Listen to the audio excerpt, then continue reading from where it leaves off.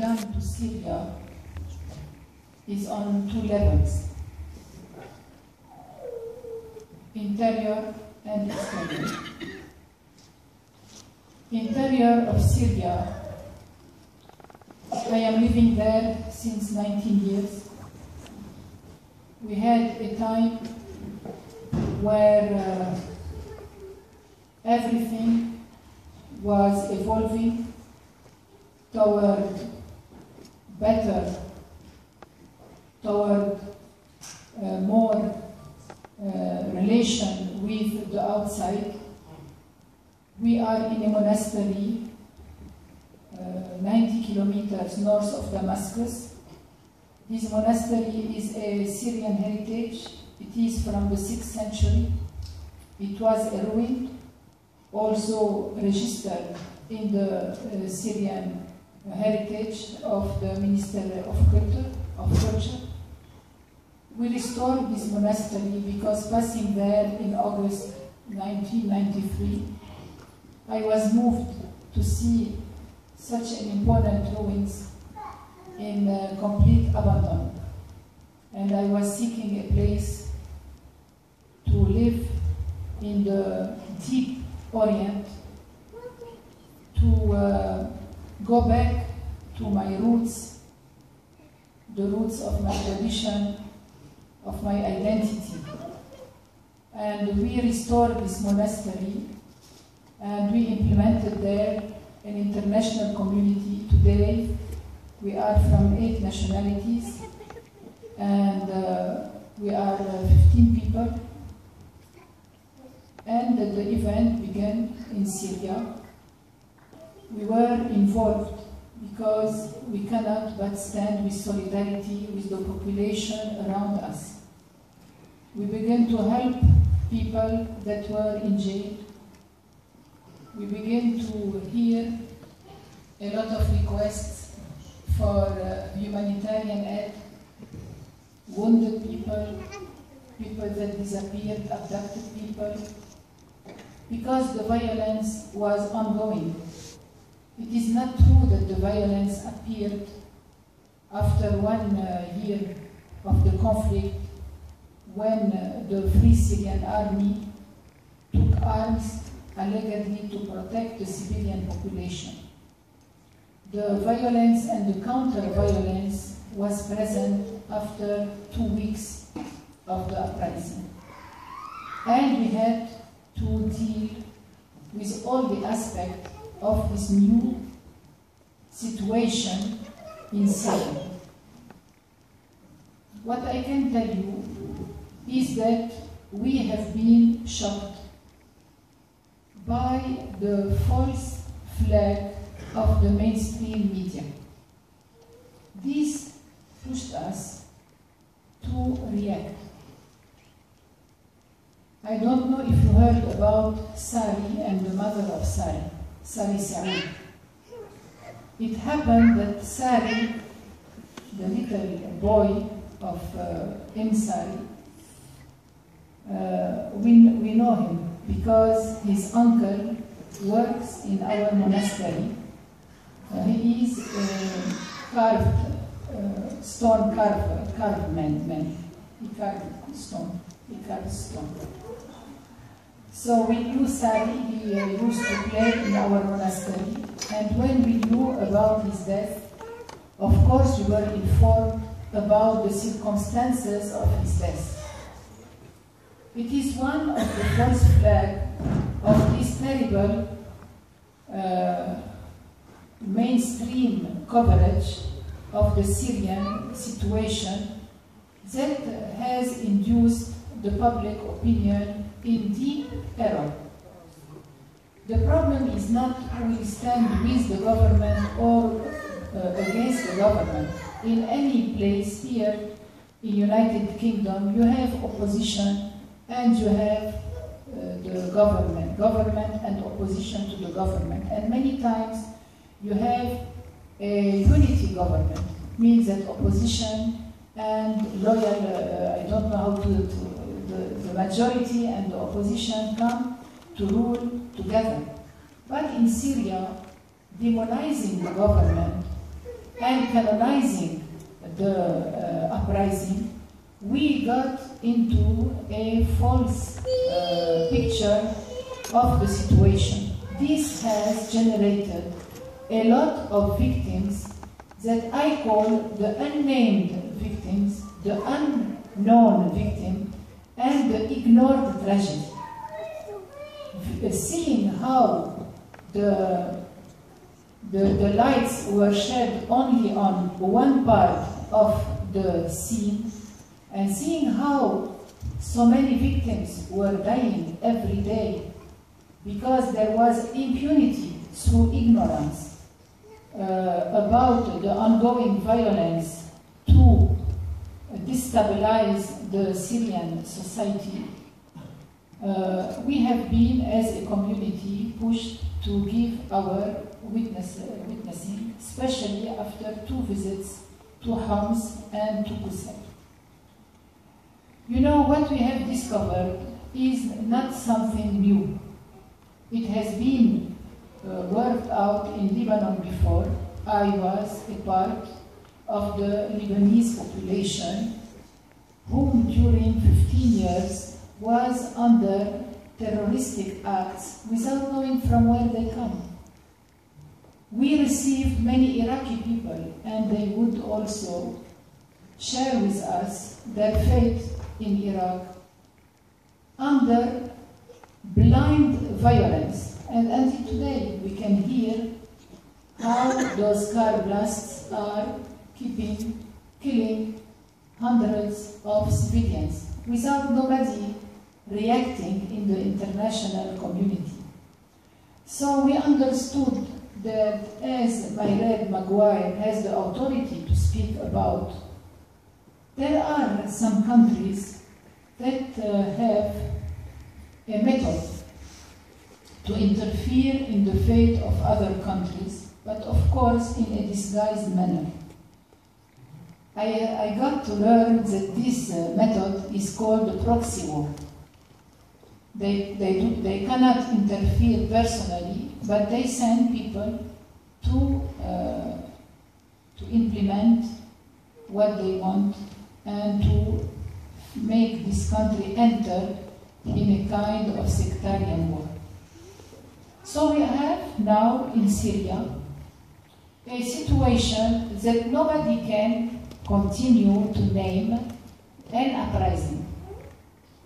We are trying to find where are the heroes of democracy and freedom in the desolated areas, completely destroyed areas of Syria. Outside Syria, now it is the second level, the exterior level. Outside Syria, you continue to have people that are issuing philosophical insight about the situation in Syria, but there is a terrible mismatching. They issue a lot of good wish, but they are not realistic. What we have on the ground is today 2 forces. We have a government with all its errors and excess, and we are not here to justify anybody. But we have facing him, as Mayred said, people that are not Syrian, fighters that are not Syrian. They invade everywhere. They bypass even the Free Syrian Army to spoil the country. I will give you 2 examples. Sadat is a 3,000 years old village, Aramaic village, in the desert of Homs. It is 30 kilometers far from our monastery. Sadat, during the whole events, because of its very numerous diaspora in the United States, wanted to stand like neutral concerning the government. He asked the government to withdraw its its police and its security forces from the village. And he made a deal with the Free Syrian Army to be spared. And he was living a good, safe haven for many people. He was living a good life in the midst of all this turmoil. Suddenly, Sadat was invaded. Sadat was invaded through the interference of outside forces. They obliged the Free Syrian Army through Al-Qaeda factions to do what was not agreed. And Sadat was invaded after midnight. Hundreds of fighters, and we can say now terrorists. I don't like to call Free Syrian Army terrorists because they are not. But Al-Qaeda, I can call them terrorists because the international community is entitling them like this. They entered and they make devastation of everything. Sadat has 16 churches.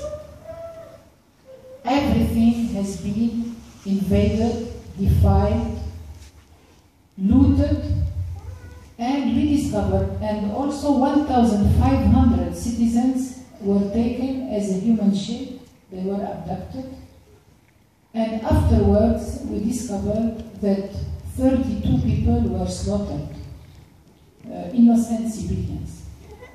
With a big negotiation and pressure from outside, those fighters, those terrorists, could withdraw because of the families of the Sadat people who were in the United States. And they left taking, looting things, 20 trucks. We called the FSA in Kara, in our village, the village where our monastery is situated. We told them, are you a part of this invasion? They said no. We said, okay, let us see what you can do. So they stopped the 20 trucks and they arrested the terrorists who were guiding this caravan. And they made an inventory and they claimed, they declared that this caravan is for Sadat. And they called the bishop of Sadat and they gave back the looted things to Sadat. A big tragedy was spared in Sadat. The second example is Kara. We are in a village, 23,000 people, where the Free Syrian Army was ruling. And we made an accord with the government for a kind of conviviality. Believe it or not, the government was providing Kara with electricity, with water, with schools, with hospital need, with salaries, and the Free Syrian Army was ruling under the flag of the revolution. The Free Syrian Army was protecting our monastery. So you see, between the Syrian people, opponent and not opponent, an agreement was possible during months, and it spared many things for Kara. Suddenly, people came from Lebanon, 3,000 foreign fighters. They imposed on the Free Syrian Army the obligation to open a battle with the army,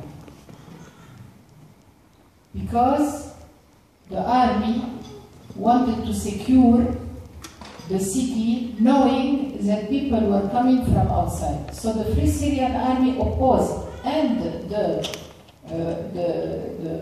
people of Kara, they opposed the infiltration of those foreigners. But they could not stand before them because Free Syrian Army in Kara are 300, and those people, they came more than 1,500. Somebody talks about 3,000. So we had a battle.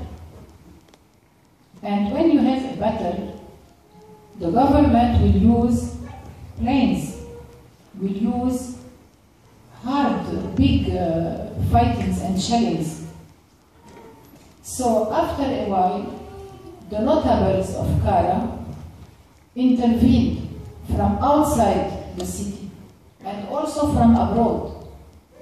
And it was thanks to the Free Syrian Army, to the Free Syrian Army commandment, that the Al-Qaeda were pushed outside, because the majority of the Syrian people in Kara were against this invasion.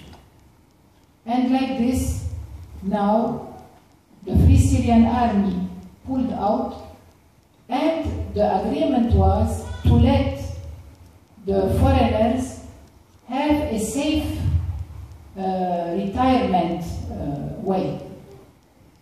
Now, the problem was that they went out from Kara and they infiltrated the next village. It is Derati. And now we have 40,000 people in Derati that are called as abducted, as ransom people, as a human shield, and Derati is infiltrated by those Al-Qaeda fighters with dormant cells from Derati. And Derati, which was among the most civilized city in Syria, is completely spoiled today, out of any revolution, out of any will of its inhabitants, and even out of the will of the Free Syrian Army. You see, what I wanted to show you is that we have a challenge in Syria. It is the infiltration of an outside will inside the Syro-Syrian dilemma. So what is the solution? The solution for the violence and the counter-violence and the infiltration and the interference cannot be but a reconciliation dynamic. What is the reconciliation dynamic? The reconciliation dynamic is the Syrian people who decide not to obey, not to be influenced by all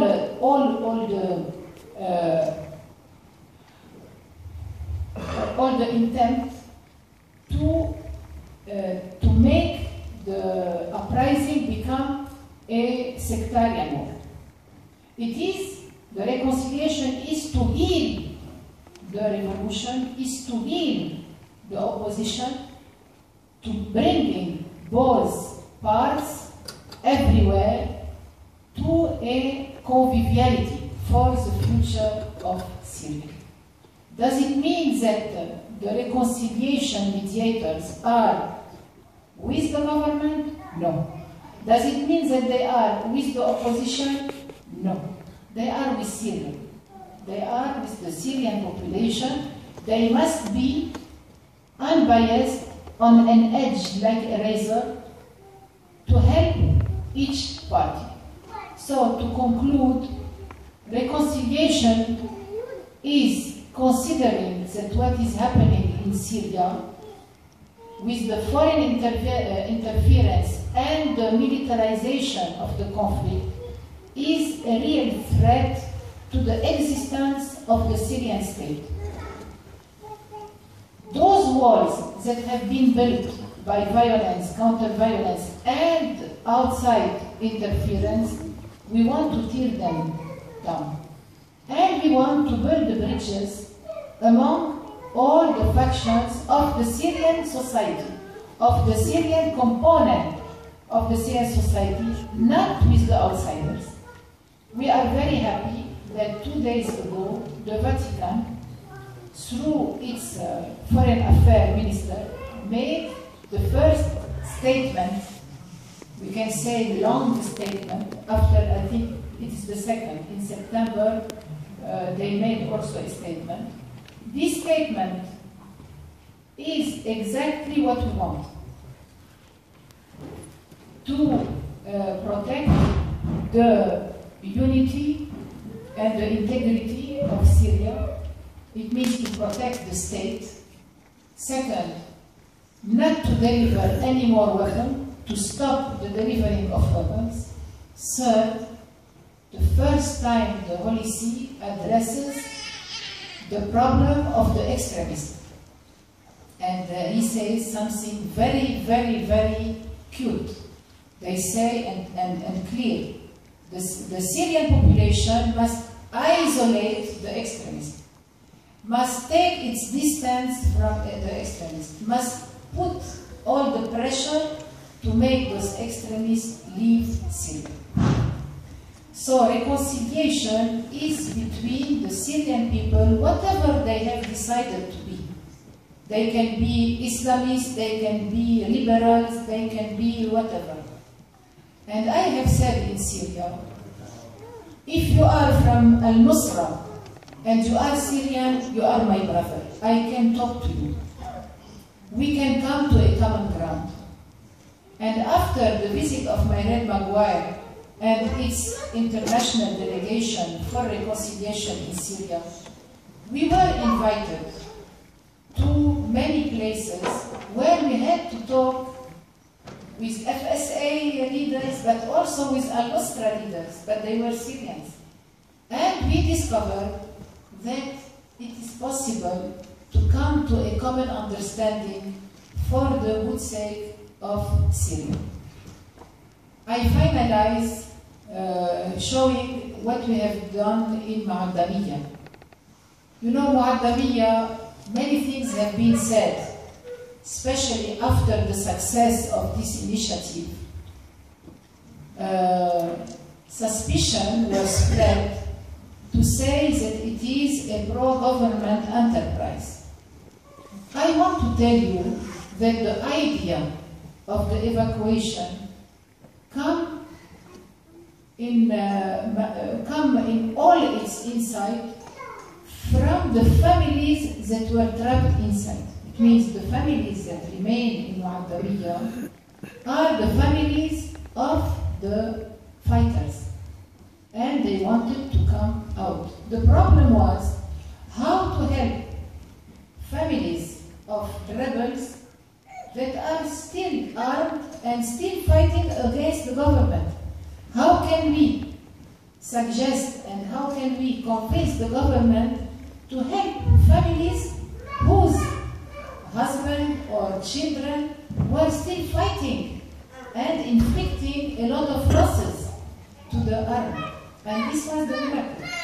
The miracle was, the title of the initiative was the Syrian people over all consideration. الإنسان السوري فوق كل اعتبار. And we had to deal, with many contradictions. People would say, we have to kill them, we don't want to help them. But with the help of the Ministry of Social Affairs, with the help of the mayor of rural Damascus, and with the help of the families of Mu'addamiyya that were already displaced outside Mu'addamiyya, we made a consensus between both parts.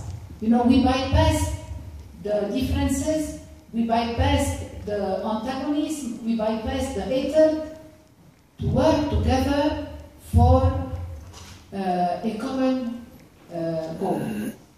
And we could evacuate. Really, of course, there have been many, incidents, but in reality, it was a real success. We could evacuate around 7,000 people, and the last day, we were very much surprised that out of any negotiation, out of any green light, 650 rebels came to join their family and to say, we want to move from a violent way of opposition to a non-violent way of opposition. And the miracle was that for this time, after this initiative, it took more than 2 weeks, and with, as I told you, incidents and obstacles. The intelligence security forces, for once, they understood they could not always oppress. And those people were very well treated as a preliminary step for any settlement in the future. So it was not a retaliation, there was not a kind of despising them or putting them in jail.